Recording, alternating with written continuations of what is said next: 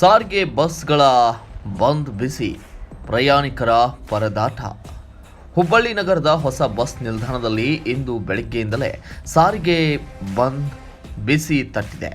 ಸ್ಥಳೀಯ ಬಸ್ ಸೇವೆಗಳು ಸಂಪೂರ್ಣವಾಗಿ ಸ್ಥಗಿತಗೊಂಡಿದ್ದು, ನಗರ ಹಾಗೂ ಹೊರ ರಾಜ್ಯಗಳಿಗೆ ಹೊರಡಬೇಕಾಗಿದ್ದ ಅನೇಕ ಬಸ್ಗಳು ಡಿಪೋದಿಂದ ಹೊರಡದೆ ನಿಲ್ಲುತ್ತಿವೆ. ಹೊಸ ಬಸ್ ನಿಲ್ದಾಣದಲ್ಲಿ ಬಸ್ಗಳು ಸಾಲುಗಟ್ಟಿಕೊಂಡಿರುವ ದೃಶ್ಯ ಕಂಡು ಬರುತ್ತಿದ್ದು, ಸಾಕಷ್ಟು ಜನರು ಗಂಟೆಗಟ್ಟಲೆ ಬಸ್ಗಾಗಿ ಕಾದು ಕುಳಿತು ಪರದಾಡುತ್ತಿರುವುದು ಕಂಡುಬಂದಿದೆ. ಇನ್ನು ಹೊರ ರಾಜ್ಯಗಳಿಗೆ ಹೋಗುವ ಬಸ್ಗಳ ಓಡಾಟ ಕೂಡ ನಿರಂತರವಾಗಿ ವಿಳಂಬವಾಗುತ್ತಿದೆ.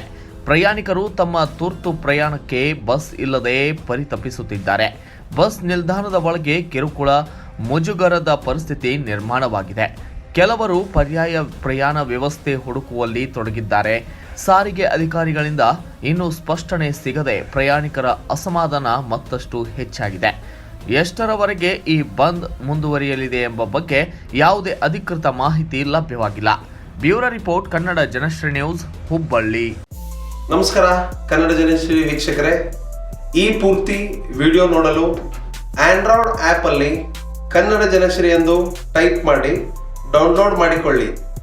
ಕನ್ನಡ ಜನಶ್ರೀ ಆ್ಯಪ್ ಡೌನ್ಲೋಡ್ ಮಾಡಿದ ಮೇಲೆ ನಿಮಗೆ ಈ ಥರ ಬರುತ್ತೆ. ಈ ಕನ್ನಡ ಜನಶ್ರೀ ಆ್ಯಪಲ್ಲಿ ನೀವು ಎಲ್ಲ ಪೂರ್ತಿ ವಿಡಿಯೋಗಳನ್ನು ನೋಡಬಹುದು. ಈ ನಮ್ಮ ಕ್ರೈಮ್ ಲೋಕದ ಕನ್ನಡಿಯ ಕ್ರೈಮ್ ಭರಿತ ಸುದ್ದಿಗಳನ್ನು ನೋಡಲು ಕನ್ನಡ ಜನಶ್ರೀ ಆ್ಯಪನ್ನು ಡೌನ್ಲೋಡ್ ಮಾಡಿ.